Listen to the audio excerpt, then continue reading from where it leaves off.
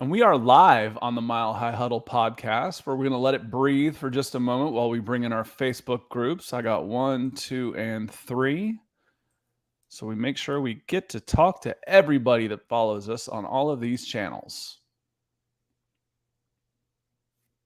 And welcome in, everybody. This is the Mile High Huddle podcast. I am Scott Kennedy. I am not Chad Jensen. And on this side over here is Zack Kellerman. You know him. You love him. I was told that Zack hurt his back from carrying this podcast by himself the last 2 times out. And I've seen he's been going about 70 minutes. So I figured I'd come in, bring in the lefty, and see if I could bring in another arm from the bullpen and help Zack out tonight. So it's a pleasure to be here. Zack, how are you doing, my friend? I got icy hot all over me. I got it on my shoulders, my back, all of my muscles. But no, I appreciate you joining me tonight. We're holding it down in Chad's stead while he's on vacation. And it's nice to have a partner in crime on here. Chad, Scott, otherwise, I like talking Broncos football. Scott and I always have a good time. We talk about that off camera. We talk about it on camera. Looking forward to talking with you tonight. And even though it's the off season, even though it's June 20th, it's the dead period. We got some... You can call it a trade rumor, I guess, but trade speculation discussion that BR put out. So let's get into it. Don't call it a rumor. That feels like an LL Cool J song. It's been here for years. So no, I had actually planned on being here yesterday, but I actually got caught into some baseball. And wouldn't you know who we ran into? Now, these aren't my boys here, but who we ran into last night, we played NFL royalty, Broncos legend, Champ Bailey's son's team in the finals last night. And so he was walking around, was kind enough to take a picture with our twins, the Shainthals, and their mom, at least mom, maybe mom and dad, both went to Georgia. So they took a chance to go say hello to some Georgia Bulldog, Denver Broncos royalty. Champ has a really athletic son who's already throwing mid-70s at 11 or 12 years old. So a lot of these football guys go baseball, Zack. I think they're smart that way, save the body a little bit. But it was really cool to see Champ last night and be here. And Zack, again, I appreciate you on short notice being able to take it solo. Of course, as I told you, it's more important, and always happy to hear that you had a good tournament, good success there. And Champ looks like such a nice guy, posing and happily posing, not just doing it, for the sake of doing it. Very cool though. And as I told you, the kid on the left was stunting with those gold chains. It makes for a cool picture. Yeah, that's I can actually tell them apart now. They've grown it a little bit different. So the taller one is Dylan, and then the other one is Logan. But they're identical twins. They have to wear uniforms to practice, so we can tell. But yeah, Champ was great enough to do that, and it was a good tournament. We ended up getting the win. Surprised me a little bit because his son's team's really, really good. But it is good to be here. And, we can open up with a couple different things. You teased a little bit NFL trade rumor. We use the air quotes on that. It's not necessarily a rumor, but Bleacher Report did go through a list of, hey, listen, this is a trade. This is a move that every team should make. One move for every single team. And, of course, they chose one for the Denver Broncos. And I think you had the story on this one, Zack. Yeah, we can pull it up. Bleacher Report proposed the Broncos trade for Vikings inside linebacker Eric Kendricks, and they would trade a 2023 second-round draft pick in this potential deal. I don't think the Broncos would do that. As I wrote in the story, wasting money and blowing draft picks are no-nos to George Paton. He's not going to invest in a position suddenly that he ignored the entire offseason, that being off-ball linebacker, but Eric Kendricks is not chopped liver. If you look at his stats, look at his recent history, watch the game tape, very much a capable player, even at 30 years old. He left, yes, sir, crap throwing season in full swing.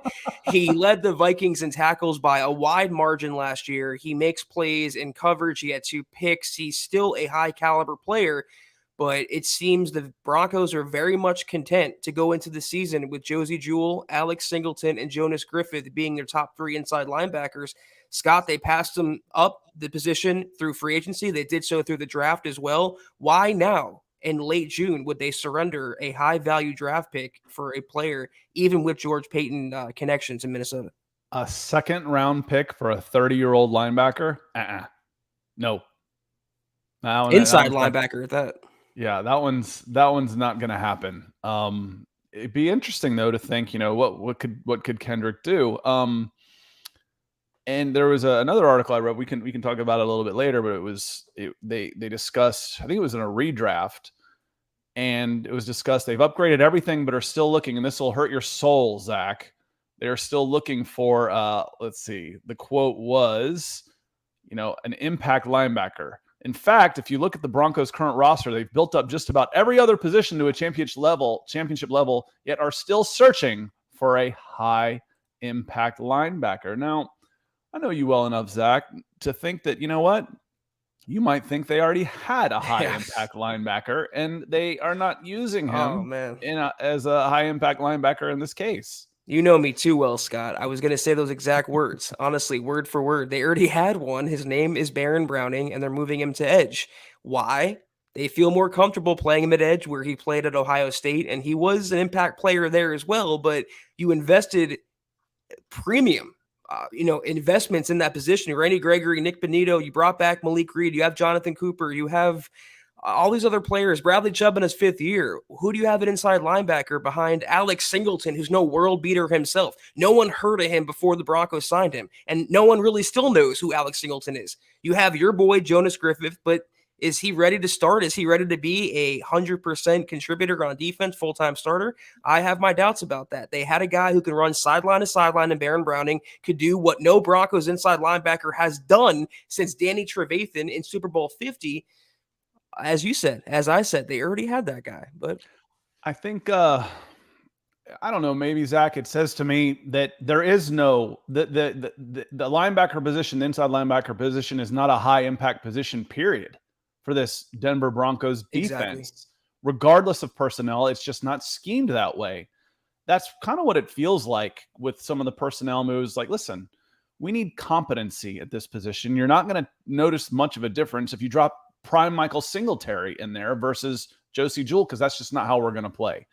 We'll see. It will be interesting to see how it shakes out. We're not that far away from the pads coming on and seeing what we've got out there. How Ejiro Evero is going to scheme this group. It's got to be the reason, the fact that Evero doesn't believe in utilizing, more than one inside linebacker at a time, because he's going to run a lot of, different kind of packages, different kind of schemes. But here's the thing, though, Scott, that rubs me the wrong way. Baron Brown is going from a full-time player, a full-time starter, to what now as an outside linebacker? A rotational guy, a third-string outside linebacker? You're cutting his snaps maybe in fourths when you had him already playing 100% of snaps or close to it. And if you want that impact player on the field, why would you take that guy off the field for longer stretches? It just doesn't make sense to me.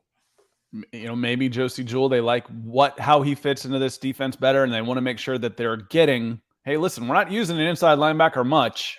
You get the feeling that his snaps were going to be cut by a lot anywhere. They wouldn't have been making this move, so that's part of it. But it feels like I've been here. I was here Friday night, but it feels like it's been a month since I've been in front of Broncos country. So I want to scroll back through the chat and get a chance to say hello to some folks that have come in. Dylan Von Arks, the moderator on YouTube, saying, "Sup, Broncos country. Make sure you hit that like button. That's good advice. And subscribe if you haven't already." Yes, please do. And Dylan, thank you for everything that you do. Michael saying hello to everybody. Michael Ranquillo on YouTube. Dale Fleming coming in, always loyal supporter of the show. And we come down a little bit. You know what? It is good to be back. Hi, Michaela, the Duchess in here, and it's good to be on in the evening while Michaela Parker is in. And as we go down a little bit, Jason O'Neill says, "Good evening, Broncos country, ladies and gents, and diehard fans. Hope every dad enjoyed a great Father's Day." I will second that. So happy Father's Day to everyone out there, because kind of like Mother's Day, I might not be a mother, but I got one. So happy Mother's Day. So happy Mother's Day, happy Father's Day to everybody out there. And Jason says the Avs are just dominating. I'm going to have to take your word for that one, Zach. I'm not a big hockey guy, but we're bumping up against the start time of the third game of the Avs series tonight. They're up 2-0. They just blew out Tampa Bay the other night, 7-0. Touchdown victory for the Broncos, Avalanche, in the old hockey arena. So, yeah, go Avalanche. I hope they bring the Stanley Cup back to Denver and make the city of champions once more. As I said last night, Scott, or maybe it was Thursday. I think it was last night. First the Avs, then the Broncos. I think hockey is an amazing sport. I haven't been keeping up with it. Again, I was at 7 baseball games Saturday and Sunday. So other than this little world, I haven't been keeping up with a whole lot. And there just isn't room for hockey. Yes, 7 games. Luckily, it dipped down into the mid-80s because it was supposed to be knocking on the door of 100 for the weekend, which starts getting a little dangerous when you're spending 13 hours on a baseball field on a Sunday. Heading over to YouTube as we came in, Howie freaking Day came in early with the stars. So what's up, y'all? The worst 6 weeks of the year? Maybe. No, it is. Sometimes, the worst 6 weeks of the year are that week 8 to week 14 when you're having a crappy season and you're ready for the draft to get here and you're just riding it out, watching bad football. Sometimes that's even worse, Zach. For me, the 6 weeks leading up to April 15th every year is pretty bad. I dread those 6 weeks. But you missed my rant on Thursday's podcast, Scott, or maybe you didn't, but I went in on summer and how bad summer is and how I hate sweating and being hot. I prefer fall and winter. So should have led right into Manscaped. Should have led right into a Manscaped read for sure. Not even Manscaped can save me from how I sweat and how much I hate the heat. So, God bless you for putting up with those degrees. And watching 7 baseball games. Appreciate the stars, and the appreciation of the warmth comes with age. I said I kind of keep a mental note on milestones, and I was 47 years old the first time I ever said, I'm ready for summer. I grew up in the South, and I know what summers can be like here in Georgia in the deep South, and they're awful. But I'm like, I'm cold. I'm like, oh God, I'm old. I'm ready for summertime. All the old people move south. I'm like, yeah, I'm there now. It was a 47, Zach. So you have something to look forward to. Yay, summer. Yeah, I have 15 years to hate summer, and then I'll start enjoying being hot. So I have that to look forward to, which is nice. Never once in my life, other than like for school break, summer break. But if I said I'm looking forward to summer weather, no, not around here. Not 95 with the humidity the way it is. Lawrence Rivera coming in. That's what it is. Real quick, it's the freaking humidity that gets me. What you said the other podcast, I forget if it was this one or BFB, but you said it was like someone's holding up a hair blower to your face. There's just the hot heat, and I felt that the other day. I stepped outside. I thought of that comment, and I hated my life in one fell swoop. Well, the first time I went out west, it's June. We apologize for going off track a little bit. Oh, and wait, here it is. Lawrence. I was just saying hello to Lawrence. I didn't realize he had the news. Lawrence had his baby. Talk about happy Father's Day. We finally got sent home, and my baby's name is Leia May Rivera. Well, congratulations, Lawrence. You may have announced that to everybody else, but it's news to me. So congratulations, Lawrence. We're incredibly happy for you.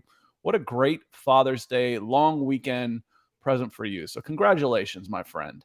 Hope everyone's healthy and happy and doing well.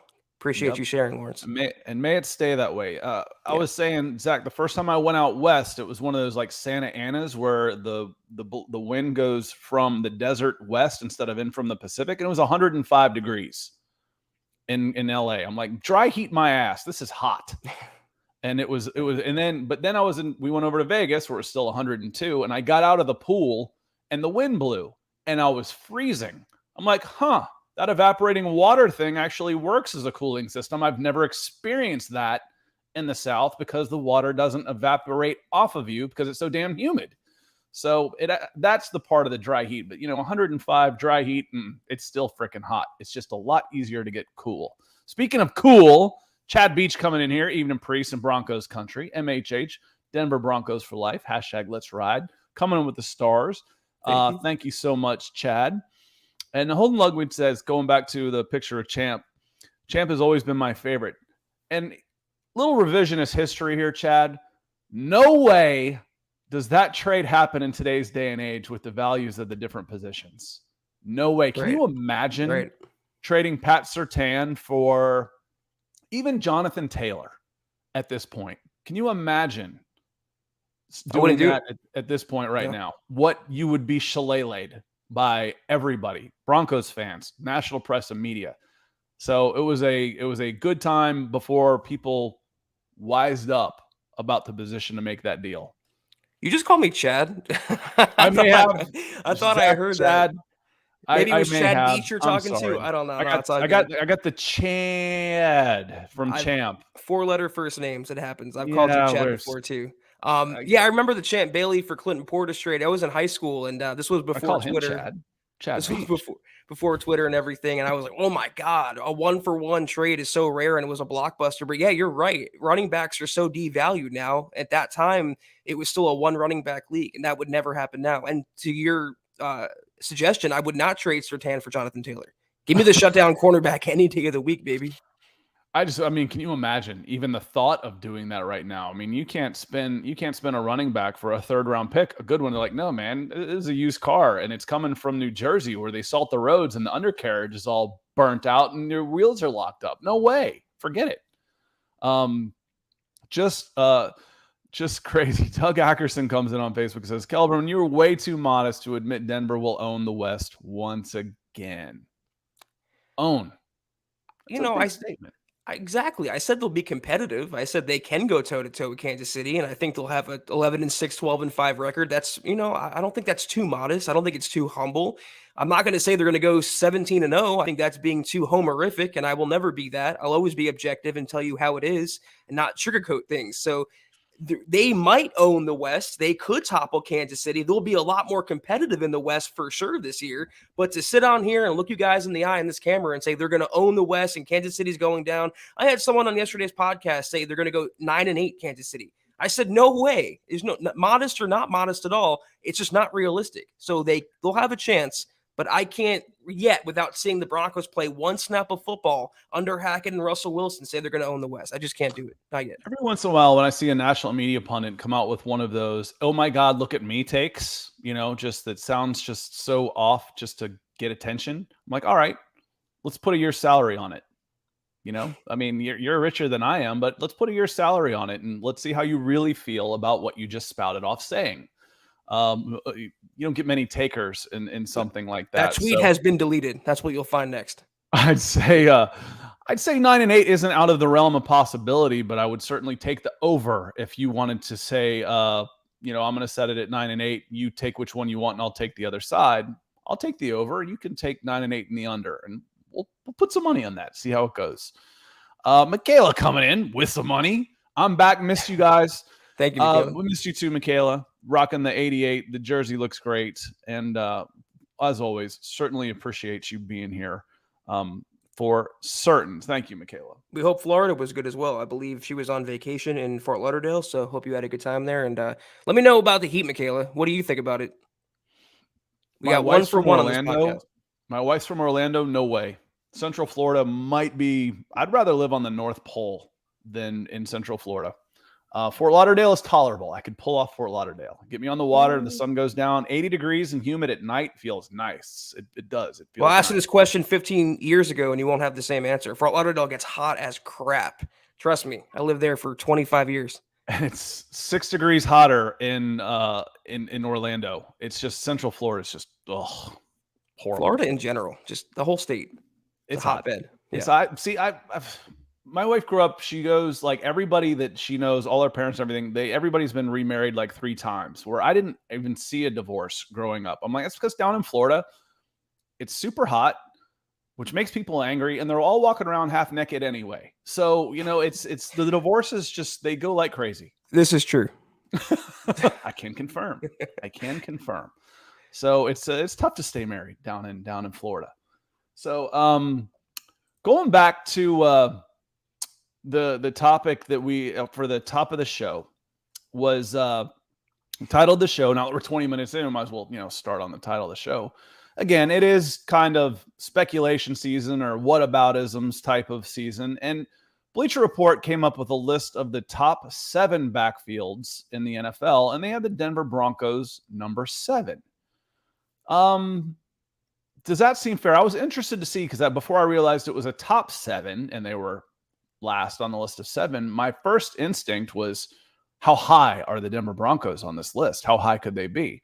Does 7 sound about right to you in this on a list like this? It puts them in the contention of even being better than that for sure.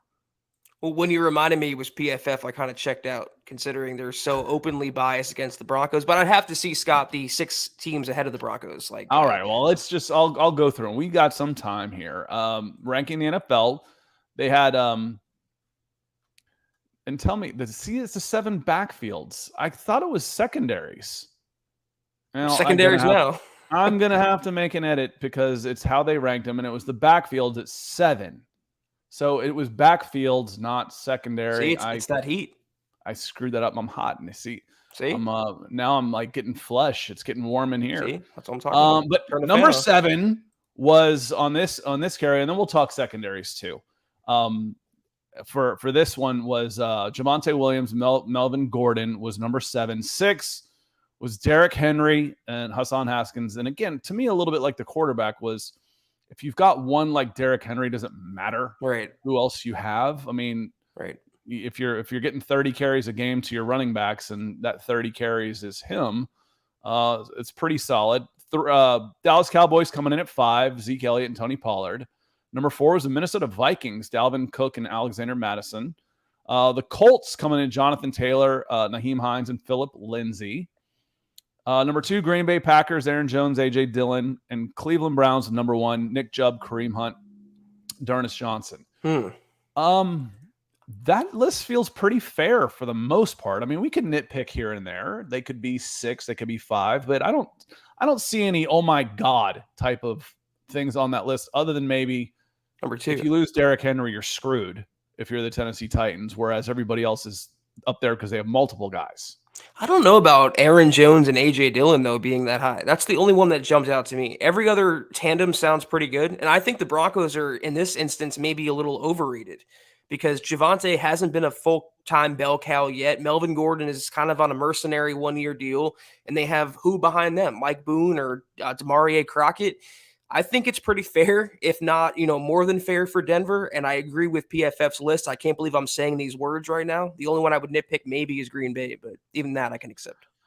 Well, I actually think you're selling your guys short just a little bit. When you think, he's like, oh, it hasn't been a bell cow back. But, if you look at yards right now, there was only 1, 2, 3, 4, 5, 6. There are only 7. Within a 17-game season, there are only 7 running backs that went over 1,000 yards. And you had a pair of them go over 800. A pair. That's what I mean. He's not been the guy yet. At 13 and 11, that's a pretty good duo when you've got 11 and 13 right there. Now, adjust the carries again if you end up with that many carries again. I think you're going to have about 20 to 25% more offensive plays, period, this year, because there will be more possessions in football. So you're going to have more offense and you're going to give up more yards on defense. It's just basic math. Games will be a hell of a lot more fun to watch, though, instead of dragging the play clock down to 1 and snapping it. Wait, let's let Jerry Judy go by. Oh, there he goes. Okay, now we can snap it when the play clock's at 1. But I think, the pair of those guys is top 5 easy, is easily top 5. But, I wouldn't pick a nit on saying 7 and looking at that bunch. And, Derrick Henry is healthy, and Indianapolis Colts might be number 1 and 2. It's good to see Phillip Lindsay on that list, though. I think he found a decent landing spot finally, maybe a forever home in Indianapolis, whatever forever constitutes at running back nowadays in the NFL. I just want him to get a shot, man. I'll forever be a Phillip Lindsay fan. That's all I want to say. And that's the thing, is the forever home doesn't exist for running backs anymore. I mean, give a running back a second contract at your own peril, for sure. Let me see if this is Donnie coming in with some stars saying, can't wait till week 1. Week 1 going to be first Broncos game. So I'm assuming you mean that's going to be your first Broncos game, man.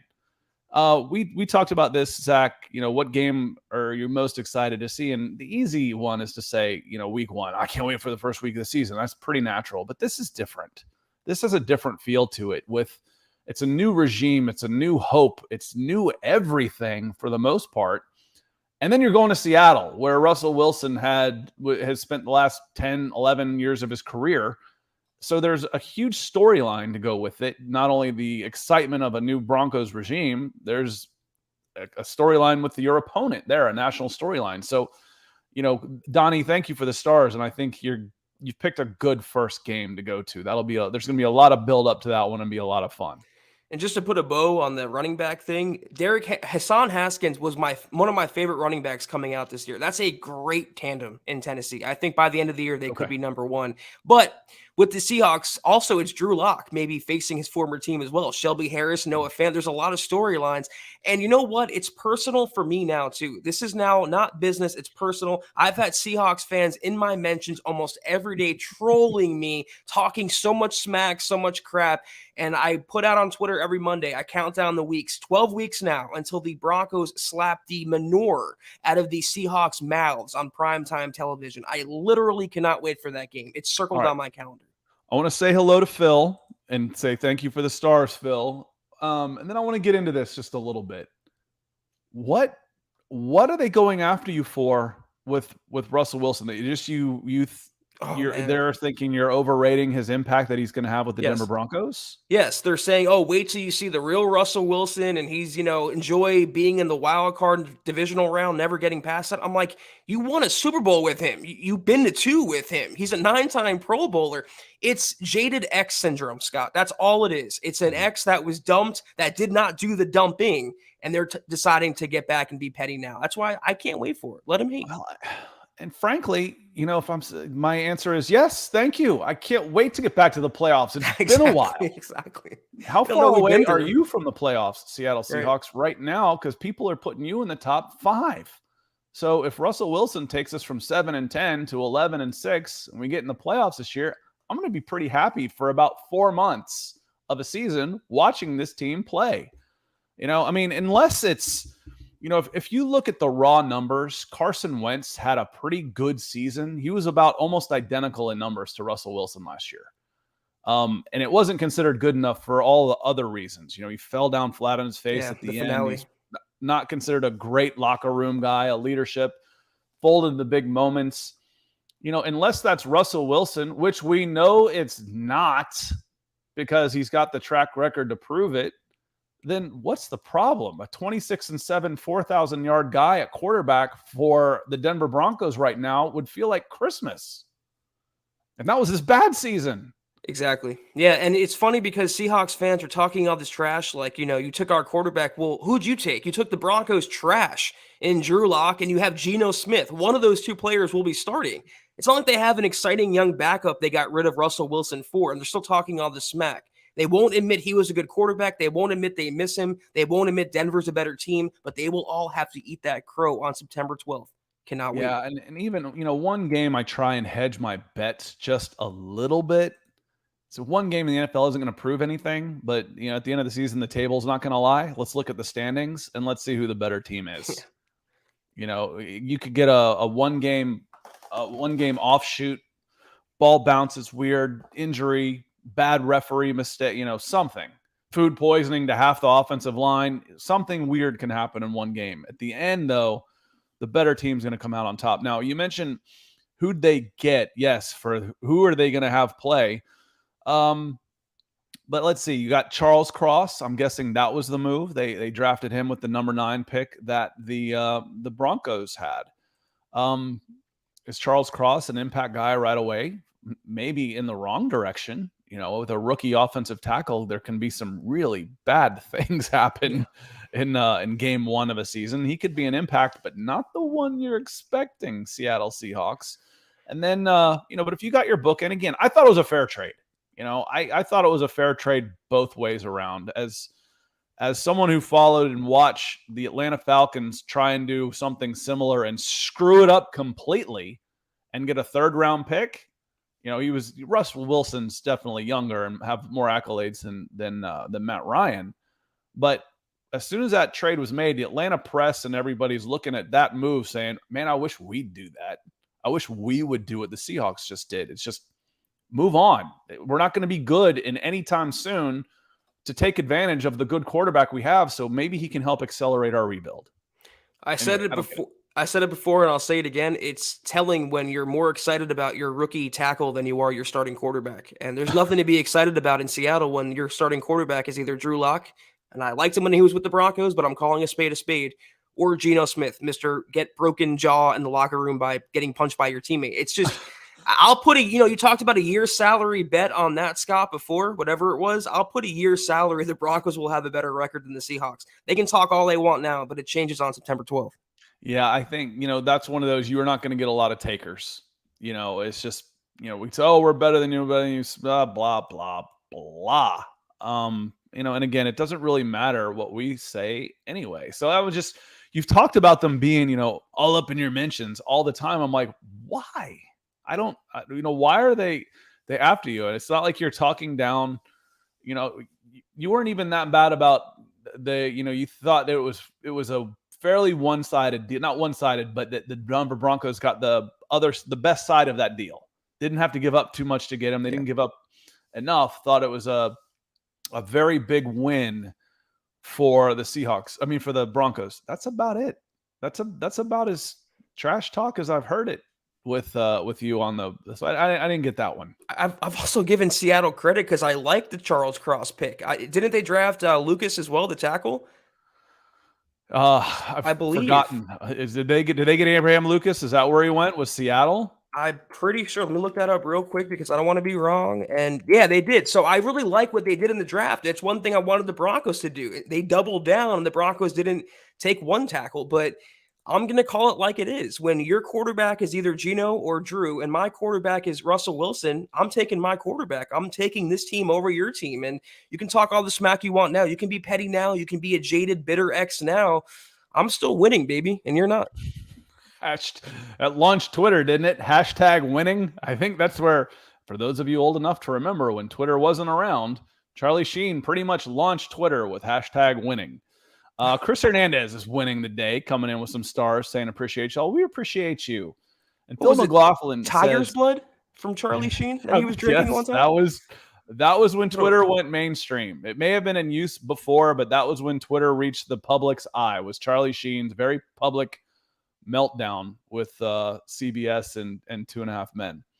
Good times. Phil McLaughlin saying, isn't it great that Seattle will have a quarterback competition and we don't?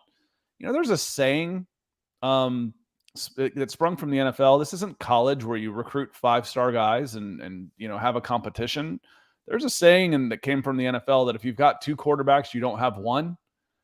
That's how I feel about this competition. If you're in a competition with either Drew Lock or Geno Smith, you don't have a quarterback. You don't. So competitions are fun when you've got a winner instead of just the better loser. And that's not going to be a lot of fun for the Seahawks. They're going to have to go through the grind of October and November as they sputter down the path of the season and get ready for the draft next year and use that draft capital that they got in that trade to try and find their next quarterback. And next head coach and maybe even next GM. I think this is it for John Schneider and Pete Carroll in Seattle. I think the Russell Wilson trade was waving the white flag, and they doubled down by not taking a quarterback in the draft, not upgrading that room beyond Drew and Geno. I despite their fans, I wish Seattle the best, except in week 1. They have a running back who's coming off neck fusion surgery. It's just not looking like a productive season in Seattle. It's not going to start off very smooth either. I can tell them that. Which is why they needed to make a move. That's just why, people, why are they giving up on Russell? Well, that's why. I mean, you can have the quarterback if you don't have anything else. It's different. There's a phrase in football, you call it a donut team. You got everything else, but you got a big hole in the middle if you don't have a quarterback. Denver Broncos have been a donut team. They've got a lot of pieces, but they had a big hole in the middle. The Seattle Seahawks were turning into the Dunkin' Donuts munchkin, the donut holes. That's all they had. They didn't have anything to put around them. Donuts. So, very satisfying treats in their own right, but you're missing gigantic pieces here, and they needed to build back the pieces. If you've got a 33-year-old quarterback and nothing to put around him, you end up piddling away like Matt Ryan and the Atlanta Falcons the last 4 seasons. And trust me, that's painful. That's painful to watch. You like donuts, Scott? You a donut guy? I love sweets. Same. Sugar is so hard. It's hard. I went vegetarian like 6 years ago. I haven't had a drink in almost 25 years, and sugar is hard. It's hard to give up.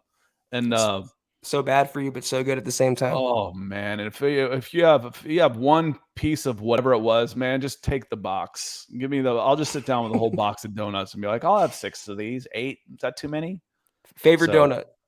I just try and stay. My favorite. There's homemade ones here. The red velvet cake are pretty good. I like the blueberry ones. I like the chocolate iced ones. I like them all. Not a big jelly donut fan though. It's like, get your jelly out of here. I want sugar, straight sugar. Don't try and fool me with this gel stuff. Yeah, unless you got some peanut butter, leave the jelly out of it. I like Bear Claws. I like strawberry with sprinkles. I was thinking like Dunkin' Donuts because you said it, but yeah, I like all that stuff. Sweets are. I'm trying to stay away. You know, I'm on my gym grind like 6 nights a week, but every now and then I like to treat myself, and it's usually a donut, cake, cookies. I love sweets. So eclairs, eclairs are good too. They're Cannolis, pretty darn good. Kevin Peterson's pretty darn good. He says DK and Lockett aren't slouches. Again, I'm going to reference, not everybody take a drink. The Atlanta Falcons and Calvin Ridley and Julio Jones and a quarterback. Doesn't matter if you suck everywhere else. You know, if you're weak in the lines of scrimmage. Not saying that I don't know Seattle's personnel well enough, but I know the results to know that they've got problems that weren't quarterback related, and I see a lot of similarities between them and what I've watched the Atlanta Falcons decay for the last 4 or 5 years. And instead, the Seattle Seahawks, like I said, did something that a lot of Atlanta folks in Atlanta wish that they had done a while ago and cashed in on Matt Ryan and moved on and rebuilt instead of trying to fool yourself into thinking you're still a contender and just watch it slowly eke away. Let me see. There was a question in here from Ryan Bucksbaum coming in. So Scott, you've said on Broncos for Breakfast, we may make a move for a guy post June 1. Now that we were past that, do you see us making a move for anyone? Yes, but I don't know who. So again, the moves happen because someone's going to get caught up in a salary cap move after June 1. And there's going to be some very talented players that are going to be available. I haven't gone through and looked at, yes, these 10 offensive tackles who are really good, or this cornerback or safety or whoever is available out there, but there will be, between now and the start of training camp, there will be good football players like a Stephon Gilmore, that type, that becomes available. And yes, I would expect the Broncos to get a discount on a move like that. Carolina Panthers started 3-1, 4-1, somewhere in that neighborhood, and were able to get Stephon Gilmore for a discount because they looked like they were going somewhere. That was fool's gold. But the Broncos should be in position to do something like that also, where they attract really good free agents on a discount who want to make a Super Bowl run in 1 year and then maybe cash in a year later. Yeah, you mentioned you don't know who, and I'm thinking, where? What position? What do the Broncos really need? And it's a testament to George Paton. They don't really need anyone. They don't have to sign anyone. They have players at every spot that they should have. They have backups at spots where they should be. Maybe you can argue a right tackle, but when you have 3 guys competing for one spot, you're good there because you have 2 depth guys behind the starter. So I don't know where they would go. Maybe off ball, considering we talked about Eric Kendricks, but like we talked about also, they don't believe in prioritizing inside linebackers. I just don't see who you'd add. Maybe a cornerback as depth. That's the only thing I could think of.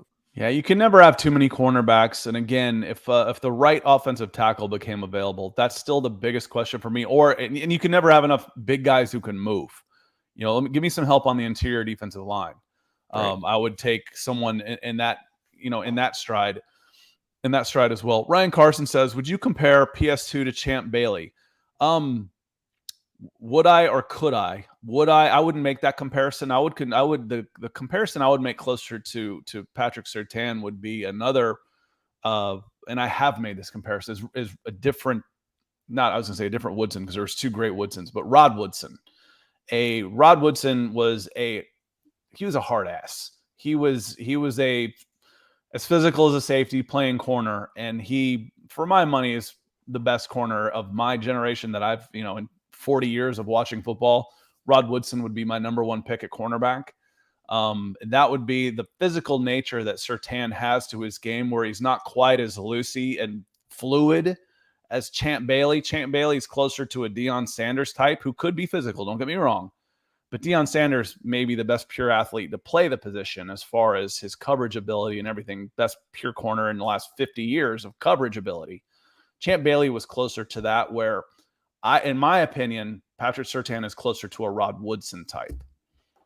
But I'll take either. If Of he ends up course. anywhere near Rod Woodson territory, Champ Bailey territory, I'd be perfectly happy. But he's Patrick Surtain II. He's not even Patrick Surtain. That'd be his father. He's his own player.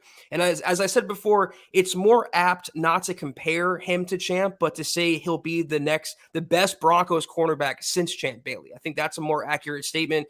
Listen, we both, Scott and I do, Chad, all of us see a perennial all-pro in Patrick Surtain. He's only going to get better. He's already one of the best corners in the NFL. And if he ends up anywhere near that rarefied air of those two legendary players, we'll all take it gladly.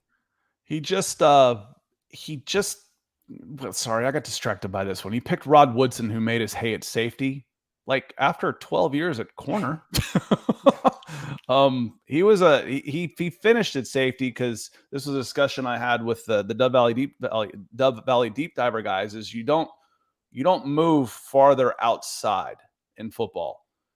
The best athletes are the farthest away from the ball. And that works on the offensive line too. If you're not athletic enough to play tackle, you get a shot at guard. If you're not athletic enough to play guard, you're out of football. If you're not athletic enough for corner, but have some size to you, they'll try you at safety. If you're not good enough to play safety, you're gone. So as the older guys, as the corners, they will give them a chance to move inside and play safety. They don't move safeties to corner. It doesn't move in the reverse direction. So Rod Woodson was a corner for a very, very long time until he got older and his legs went and they moved him at safety. So Rod Woodson was pretty darn good. The Broncos exemplified that with Kareem Jackson, a lifelong cornerback, and he moved to safety in his later years because you're keeping the action in front of him. You're not having him turn and run with the receiver and flipping his hips around. It's a lot easier, like Scott said, to transition from cornerback to safety. You never really see a safety move to corner full time. I was going to compare how did I forget? Patrick Surtain also to Jalen Ramsey in the sense that that's another player that plays corner, but if you wanted to, maybe later in his career, he can move to safety. Just a versatile defensive back. Mm-hmm. It's not longer about cornerback or safety. It's defensive back. If you're multifaceted, if you're versatile, and most of all, if you're God gifted and if you're able, then you're going to be a long-time superstar in the NFL. And that's what PS2 will be. So, we can get back into the actual title of the show. We were talking about defensive backfields. The Denver Broncos defensive backfield, I think, is just fantastic. Now, I misread how it was titled and thought they had the defensive backfield at number 7. But for me, that's what I wanted to see when it was ranking, is how high are the Broncos? Because for me, they're top 5. They've got to be top 5. If there's any question at all, it's probably your second safety position. Kareem Jackson can be a liability, but I like what he brings to the table. I really do. You got Justin Simmons, a young Pro Bowler. You got Patrick Surtain, a possible Pro Bowler this year. You can make an argument that he should have been there last year. Ronald Darby, very good. You've got depth. K'Wan Williams. You got some depth coming in. You got some guys coming back from injury, and Michael Ojemudia. It's a really good. Could you use another guy? Sure. You end up needing about 8 corners throughout the course of a season, for goodness sakes. But yes, I think this is a top 5 unit in the NFL, Zach. Yeah, and they might have the best backup safety, or one of them, in Caden Stearns. That's what I believe anyway. If they give him the shot, he has the potential to be a long-time or at least a full-time starter. So on paper, the starting unit, yeah, I don't know how you say definite top 10. You can certainly make the case for top 5.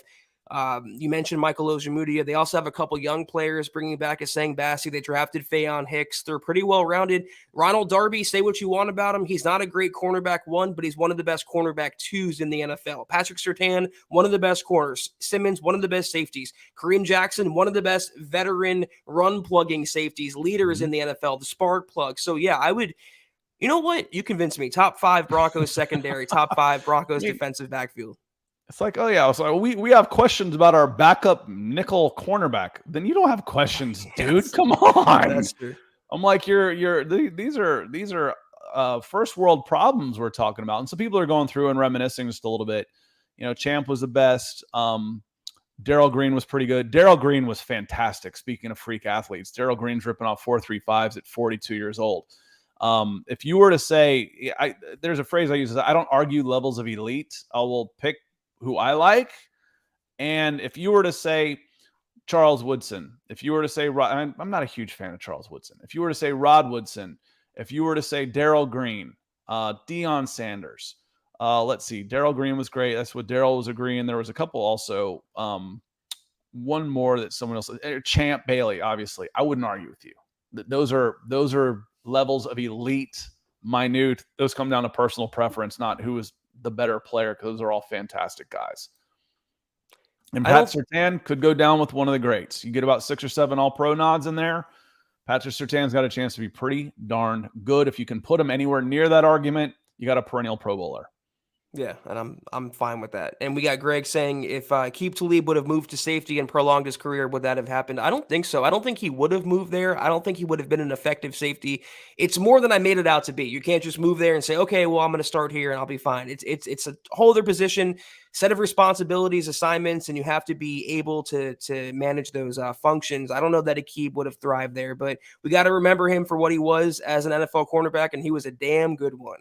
And I believe there's a physical presence you need at safety also. Yes. Deion Sanders couldn't play at safety. He didn't want to hit anybody. I've used this before. I've told you all this story before. The late, great Demaryius Thomas, when I scouted him, he was at corner, 6'4", 220 pounds. I'm like, why on earth is this? I mean, he's playing receiver also. So why are they using him at corner? And then I started watching him and how he pulled himself out of tackles, wouldn't put his face mask in anything. I'm like, he's soft. That's why he's at corner. So moving into a different position takes a mentality. Moving closer to the ball takes a different mentality also. You got to be – those are where the middle linebackers are, the centers, the guards. Those are the guys with, they look like hockey players with the busted nose and missing teeth in the old days. So it does take some of that in there. So you ask, is Talib, was he tough enough to mix it up and play physical enough to play safety? And that's why I love Kareem Jackson, because most corners – don't want to do that. They don't want to move and play that much run support. And Kareem Jackson, Zach, we talked about guys who look like they haven't mailed it in. I never questioned Kareem Jackson's heart and desire when I watched the Denver Broncos football game, and that made me a fan of his last year right away. I was going to say, ask Michael Crabtree if Aqib Talib is tough enough, because I think 2 of Crabtree's chains are hanging in Talib's house somewhere. But just to move off that topic for a second, Eric Figueroa was saying Ndamukong Suh, who's still a free agent, he was on ESPN NFL Live today and said Tampa Bay, a reunion with them is likely out, and he's looking to play in the NFL. And, of course, you have Broncos fans saying, oh, get Suh. No. N-O, period. They don't need him. They shouldn't want him. He's a cancer, in my opinion. He is going to take reps away from the younger players. He's going to disturb, I think, what Evero and Hackett are building. Toxic guy, man. I do not want him. Yeah, I don't follow him that closely. I know he's a heck of a player, but, again, right now, this is Russ's ship. We talked about, hey, would Cam Newton be a good backup quarterback? On paper, on Madden maybe, but there's personalities and people and dynamics. Cam isn't going to want to sit there and hold a clipboard. He's going to want to compete, and he's got a huge persona. That's not a good dynamic. This is Justin Simmons' team right now on the defensive side of the ball. You want to bring in Suh? No, not especially. And there's some comments in here, talking about that Talib was very physical. I didn't watch him that closely. So I was just talking about one of the other elements you need to move closer to the ball is toughness. And then as Zack mentioned, the mental aspects of the game. I mentioned Deion Sanders. I've told this story before, but there's an old legend that one of the first Dallas Cowboys meetings he walked into that he's in, they're going through this scheme, this, and this. And Deion says, wait, and gets up and walks up to the X's and O's board and circles the guy on the chalkboard and said, that guy's mine. I'll see you later. And that was, he didn't want to have to learn everybody else's assignment and play safety. He says, I got this guy. Now you guys figure out what the rest of you want to do. You know what I want to do? I want to say hello to our friend Andrew Baker, who came in and says, has the cavalry arrived? Love the solo, Zach, though. So did I. It's tough. And I'm going through, I'm like an hour and 10 minutes, Zach. Good gracious. I co-host a show for 30 minutes and I need cough lozenges and, half a gallon of water. Yeah, it's old hat for me. I've been doing this for quite a while now. And once I start talking Broncos football, Scott, maybe it says something about me. Maybe it doesn't. I just can't stop. And we have the best audience in the world, the best fans and followers in the world. And I get on here and I just can't stop. So I appreciate you, Andrew, anyone who tuned in the last couple podcasts. It was fun, but I'm happy I have my co-host, my honorary football priest, Scott, in the chair next to me, virtual chair. They were calling me the Deacon. I kinda Deacon. like that. That sounds cool. I like that name. But I also, when you see a guy who's just a little before me, I mean, Deacon Jones, man, that's a cool name for a badass defensive lineman. That just sounds scary. So I like the Deacon. Robot of Doom comes in. He says, what current free agent would you guys like to see the Broncos sign or top 3? That sounds like a pretty good homework assignment for me. I've got Broncos for breakfast solo in the morning. So I don't know exactly who's available and out there, but I think that's a topic I can research a little bit and broach tomorrow morning. Yeah, Robot, thanks for the show idea for Scott and Nick tomorrow. But top of my head, I'm trying to pull it up, but Spot Track takes forever to load, and I do not know why. Bobby Massey. We talked about a tackle. The Broncos could fortify that spot even more. He wasn't terrible last year as a starter at right tackle. You could do a lot worse than Bobby Massey. I believe he's still available, and maybe if you're looking for one player, it wouldn't cost a lot, can help provide some insurance, make you sleep a little better at night. Massey could be that guy. I think if they wanted Bobby Massey, he'd be a Bronco. Right. Is my thoughts on him. So I'm not saying it doesn't mean they're right. We are going after Billy Turner. This is going to be our replacement here. But it doesn't mean you're right. But the evaluation process so far, it leads me to believe that Peyton and Hackett and Outen don't want Bobby Massey, or else he would be a Denver Bronco. That is an interesting topic, though, because I don't know off the top of my head like who's still out there, but who do the Broncos really need? Again, like you're not going to sign a running back, you're not going to sign a receiver, you're not going to even sign a backup quarterback. Could. If there was a guy like, hey, OBJ just became available. If there was one of those guys that becomes available on the cheap, right, because someone's something happens, you could bring in a receiver. You could. I got one guy for conversation's sake, real quick. Sorry to cut you off, Scott. One guy, quarterback, Ben Kurt. He played with the Packers last year on the practice squad. He obviously knows Nathaniel Hackett. He was waived by Green Bay. He cleared waivers. I don't think he got picked up by anyone.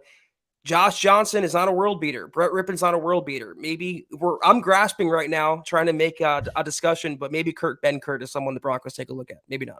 Yeah, I'll be looking at offensive tackles for sure, and I'll be looking at interior defensive linemen. Those will be the first places I'll look, and then I'll look at cornerback. Because again, you can never have enough good depth at corner. And the rotations you get at receiver, but I'll be looking at the defense in the trenches for sure. I think if Russell Wilson goes down, you're not even really worried about backup quarterback. You're looking at 2023. Yeah. Here we go again. You're like, hey, maybe we can get a great draft pick and come back, next year. We'll get Will Anderson or spin a top 10 pick into multiple draft picks for somebody that wants to trade up for a corner. But yeah, let's have it be healthy. Julio Jones and OBJ are still an option, which is scary. Julio has been playing on glass hamstrings for 3 years. Yeah, he'd be a shot $2 or $3 million deal for me at most. And then you're like, oh yeah, he's doubtful again. Oh yeah, great. Ask how that worked out in Tennessee. OBJ, I still think he's a really good option. He never despite him not being all that big, he never relied on pure explosiveness. I mean, Julio was one of those freaky guys, 6'3", 220 pounds, running 4.3s. OBJ did it with some craftiness, of knowing the position. He's also hurt. Didn't he tear his ACL in the Super Bowl? That was February, and it's June now. So that's why he's still available. He'll take his time and say, you know what? It's October. I'm healthy. Who is 8-2 and could use a receiver? Exactly. I'll play on a veteran's minimum for the last month of the year. And I still think he goes back to LA on a 1-year deal. They'll take care of him. Maybe go back for a back-to-back rings. I could see OBJ doing that. I agree too. Makes a lot of sense. Andrew Baker coming back in saying, can Russ elevate this offensive line? Are they detrimental to him and have to break the pocket as he does? They're looking for mobility for sure, but that's also part of the run scheme of getting out and running downhill and getting your linemen moving. It's easier to run block if you've got a little momentum going, instead of if you're not necessarily the biggest, strongest offensive line or cut blocking the hell out of people like the Alex Gibb days. which I don't even think you're allowed to do anymore. But getting your guys moving and attacking, I think it's something offensive linemen love to do. They want to get out and run a little bit and hit somebody on the run.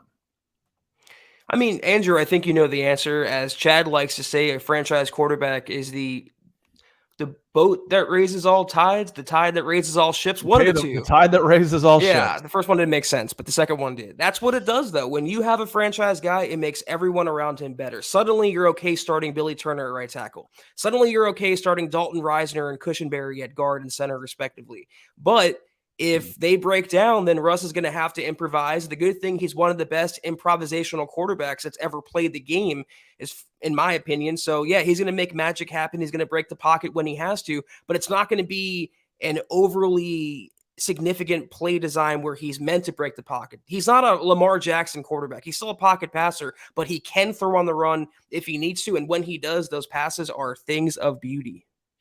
I once was told that the busted play is no basis for an offense, but it's nice to be able to pull something out of a hat when a play does break down. But you're not going to say, okay, we're going to, you can roll guys out. There's naked bootlegs. There's those things for sure. But, having him in there and to me, tell me you've had a guy, what have we been hearing everybody, offense or defense, say about Russell Wilson's attention to detail? And making sure that he knows everybody's assignments and where they should be and when. He's already way ahead of this and helping to teach people the new offense. And having people lined up in the right place, knowing their assignments, is something that we don't ever get to see and know when we're evaluating these quarterbacks. What we know now is it's going to be better than we've ever seen. Just from what we've heard, the level of preparedness is gone to an entirely new level in Dove Valley. Yeah, he's gonna hold everyone accountable too. And that's the thing, is the Broncos haven't had a quarterback that garnered that respect. Let's say Joe Flacco called out a lineman, or Case Keenum, or Drew Lock, Teddy Bridgewater. These guys didn't have the respect, the national Super Bowl ring. Exactly. They didn't have just the resume that Russell Wilson does. So if he calls you out, you're going to want to heed that call. You're going to want to play better, and he's going to hold everyone accountable, including himself and his coaching staff, which is the great thing. There's so many different levels to why things should get better. Speaking of getting better, Marcus Lewis Henna coming in from across the pond in the UK. It is late for you, dude. Go to bed. Morning. We'll see you at Broncos for breakfast. Darius Simmons coming in saying, even Zack and Scott, if Washington happens to show promise and Hamler has a great season, should we trade Jerry Judy next year? Thoughts? I can go first. I don't think Washington or Hamler, even combined, are worth one Jerry Judy if Jerry Judy pans out. There's a reason why Judy was the 15th overall pick. Tremendous route running, tremendous separation ability. He's pretty fast. If he just can stay healthy and clean up the drop issues, he has a quarterback that's going to get him the ball, a coordinator that's going to get him the ball now. If he hits, players like Montrell Washington and KJ Hamler don't matter. Even maybe Tim Patrick doesn't matter. So I don't think those are the barometers for trading Jerry Judy if Washington shows promise. How much promise can he show? He's going to be a minute gadget player on offense. He's on special teams. KJ Hamler's coming back from a dislocated hip and torn ACL. He's not going to be 100% from the gates, if only psychologically or mentally. He's going to take probably half the season to get back on solid ground, literally and figuratively. So I don't think that's going to happen, honestly. And the question is, because it's not a zero-sum game, there's only one football. If someone's having a great season, it usually means someone else is being taken away from. Now, there's going to be, we mentioned there's going to be more offensive snaps, there should be more yardage, there should be more scores. But next year, Jerry Judy will have just 1 year left on his contract. And if Hamler has a great season and Jerry Judy doesn't, what can you get back for Jerry Judy anyway that makes it worth giving away a cost-controlled receiver? You're better off probably holding on to him for a season. And getting a comp pick back. You might be able to trade him, but again, maybe you could flip him for a third and that would be worth it. But if you're looking to trade Judy next year, it's either some sort of blockbuster or it's because Judy falls flat on his face this year. And that's not what you want to have happen. That, I think, is the more appropriate point here. Judy is in control of his own destiny. He's not relying on Montrell Washington or KJ Hamler face planning. It's all about Jerry Judy. And it hasn't been the best offseason so far. He's dealt with an injury. He dealt with the arrest that he went through. He's already has two receivers ahead of him on the depth chart in Tim Patrick and Cortland Sutton. If Judy falls flat, that's why you can maybe trade him. It wouldn't be, I think, if Montrell steps up or KJ Hamler steps up. There are two different kinds of receivers. And at that point, you're just cutting your losses. You're like, listen, this was a bust pick, and what can we get back? I don't expect that to happen, though. I really don't. I expect Judy to have a really good season with a new quarterback and a fresh life with an offensive, excited coach that's going to play to his creativity and his diva-ness as a wide receiver, listen, I want to throw me the damn ball. That's Jerry Judy. And I expect him to have a good season. Michaela coming in, I think it's just about time to get us out of here. Michaela coming in and says, Scott, what's up with the penguin on your desk? That is a phone holder.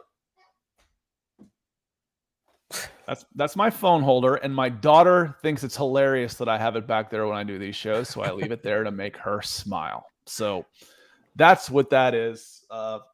Jerry Seinfeld had a Superman in every episode. I got my penguin. Did he? I never knew that. Did he really?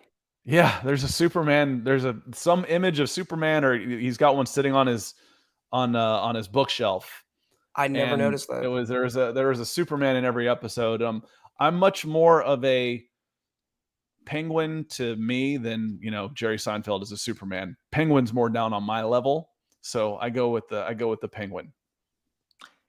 I'm out. Had to drop that reference. I think that should do it, though. It seems like unfortunately the Lightning took a 2-1 lead over the Avs end of the first period. So we got BFB tomorrow. Scott, you and Nick on the Bright in the morning. It's just me in the morning, unless you want to get up, but I was afraid to ask. So no, I'll see you Thursday. That's going to do it, though, for the Mile Huddle podcast tonight. I can't find the banner still for it, so I'm only showing the huddle. Or said it again. Only showing the MHH Twitter banner. So follow us on Twitter at Mile High Huddle. You can follow myself at Kelberman NFL. You can follow Scott at Scout Kennedy. And if you want a hat that neither of us are wearing or a shirt that we're not wearing, go to huddleuppod.com and get yourself some merch. All new merch at the all new website, huddleuppod.com. Check that out. And facebook.com/Mile High Huddle Pod. Like that page and follow that page, guys. If you haven't, please go to Apple Podcasts and leave your football priest a 5-star review for a chance to win some merch, swag, whatever you want to call it, each and every month. But if you can't do those things, please, as you see ticking below you, do these 3 things. Takes a few seconds. Subscribe, like, and share this video and every video you see on the MHH channel. It really helps us grow and reach more Broncos fans just like you. Scott, last word. Last word. We'll see you in the morning. It's good to be back. It hasn't been that long, but it sure feels like it. So miss y'all. Thanks for having me. Zach, thanks for having me on tonight. Of course. Have a great show tomorrow. We're back on Thursday evening, same time, same place, 6 o'clock Mountain, 8 o'clock Eastern. Until then, take care. And as always, go Broncos. Thank you.